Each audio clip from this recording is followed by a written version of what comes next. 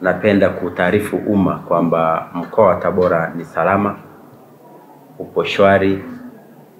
Hakuna kikundi wala mtu ambaye mpaka sasa hivi anaweza akawa ni tishio au akapelekea kuwa tishio itakaloweza kupelekea wananchi wa mkoa wa Tabora washindwe kufanya shughuli zao za kila siku za kujitafutia. Watu wajitokeze kwenda kupiga kura, wajitokeze kwenye vituo vya kupigia kura bila hofu wala wasiwasi.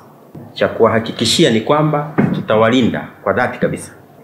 Yupo mtu mmoja tumemkamata pale Urambo, anaendelea kuhojiwa. Aliandika kwenye nyumba ya mtu usiku. Sasa vyombo vyetu tunayo intelligence imara sana. Walimkamata asubuhi yake, anaandika kwenye nyumba ya mtu kwamba usiende kupiga kura, naenda kwenye maandamano tarehe 29.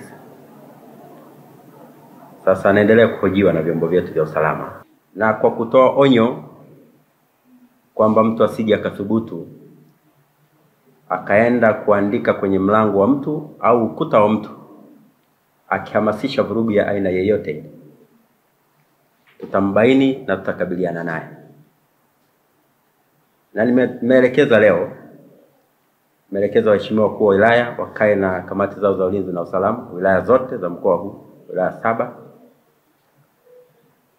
Kuanzia leo, mtu yeyote yule atakayeonyesha ashiria yoyote ya vurugu ya aina yoyote akae ndani mpaka tumalize uchaguzi.